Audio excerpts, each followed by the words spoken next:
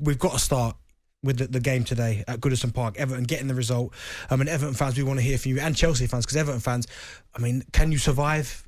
Your home form, we heard Frank Lampard talk about your home form is going to be crucial, but can you survive? Can you beat the drop? 03717 22 33 44. And Chelsea fans, what is going on? Do you think you're starting to take the top four for granted?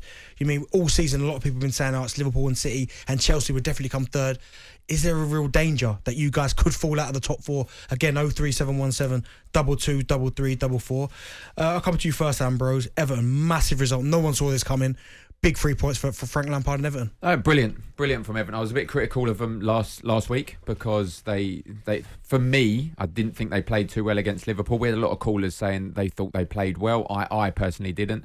I think what it showed today is the difference between Chelsea and Liverpool as well, because Chelsea dominated possession in terms of the game as Liverpool did, but Liverpool could break them down. Now, Everton, fantastic to show that fight, that spirit, that desire that they need when they're in a scrap, which they are. They're in a massive scrap.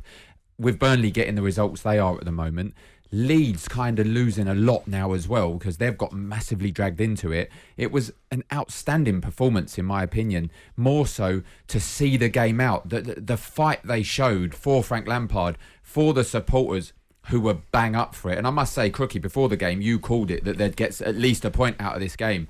And I was sceptical. I was like, no chance. I think the crowd are up for it, but Everton players don't normally seem to show up. They did today. They showed up with a lot of fight and credit to them. They got the result. I think that prediction was more born out of watching Chelsea. I didn't see much of the game against Manchester United in midweek, thankfully, because I was commentating Leipzig against Rangers, but it sounded like they dominated possession in that game. No real cutting edge up front, missed chances. The game last weekend, when they just about got the victory against West Ham, I thought they were really poor as an attacking force, Chelsea. So I just felt that if Everton were organised, if they tapped into that atmosphere the crowd provided, and they were brilliant, the Everton fans today, I felt like there was something there for them. But I have to say, Jordan Pickford will take headlines. He got man of the match. Yep. He made some outstanding saves, including one with his face, which I'm not sure he knew too much about. But for me, the unsung hero for Everton today was someone who's had a fair amount of criticism actually since he went there for decent money, Alex Iwobi. So basically, when they were out of possession, they played a back three, Seamus Coleman dropping into defence with Mina and Holgate. Iwobi was the right wing-back. He did so much good defensive work. It was a real disciplined display from him, and I think he deserves a lot of credit. I thought Yerry Mina and Holgate as a pair were fantastic. Mykolenko did well down the left-hand side. Anthony Gordon gives that little bit of spark. It was a great win for Everton, but I wanted to ask you guys, if there was a ground where you almost knew that you weren't going to get anything, because Chelsea, this is an incredible stat. Since the start of 2018-19, so going back 4 years, Goodison Park is the only ground in the country where Chelsea have not taken a single point. Not only that, they've now scored 1 goal in their last 5 visits to Goodison Park. And Everton have won 9 of their last 13 Premier League meetings against Chelsea. Talk about a bogey side. Everton was kind of similar when we was at Charlton, if you remember. But it was a tough place to go. Really tough place to go. The crowd was always on side, and it showed again today when the crowd is on side. And I know it's a cliche, but they are the 12th man, and it honestly it showed. And the players turned up. And you mentioned Iwobi, and it's times like this when you're in a scrap that it doesn't matter that your previous form goes out the window. Oh my, what a save that is! But your previous form goes out the window.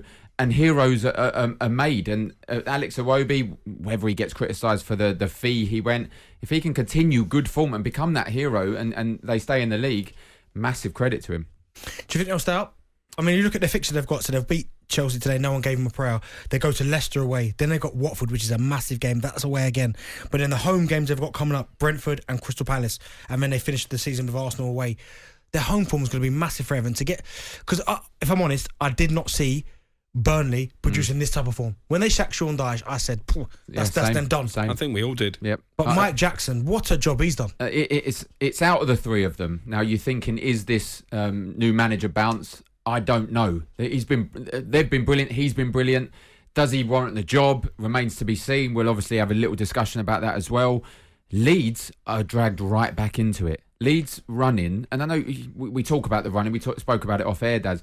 The running is the running. You have to play every team twice in the season. It's irrelevant. But Arsenal next, Chelsea after that, Brighton, and Brentford. They've got a tough run in Leeds, and they've been dragged right back into it. They've got a really poor record in London as well. So the fact they've got to go to Brentford on the last day of the season, I think will be filling their fans with dread. And you look at the goal difference, and goal difference has been quite important this weekend, both at the top end of the table, Manchester City helping themselves to 4 at Ellen Road, but that was really damaging for Leeds as well. Burnley's goal difference is basically worth an extra point, and if Leeds do go down, it's not necessarily going to be for the run of form that they'll have under Jesse Marsch. It's the goals they conceded when they were playing too open under their beloved Marcelo Bielsa. Picked up another couple of injuries at the weekend. Liam Cooper off in the warm-up. We know that Stuart Dallas now has broken his leg. He won't play again this season. Yep. The gods do seem to be conspiring against Leeds, and it's been a terrible weekend for them, hasn't it? They competed against Manchester City. I thought at times they were probably over-competitive and picking up where Patrick Vieira left off, and his comments about how combative they were at Crystal Palace on Monday. I thought there's some naughty challenges in that game against Manchester City, but at least they were fighting for the cause. And again, the Leeds fans absolutely terrific as well. I think they'll go down. I change my mind every week, but as we sit here now, I would worry about Leeds.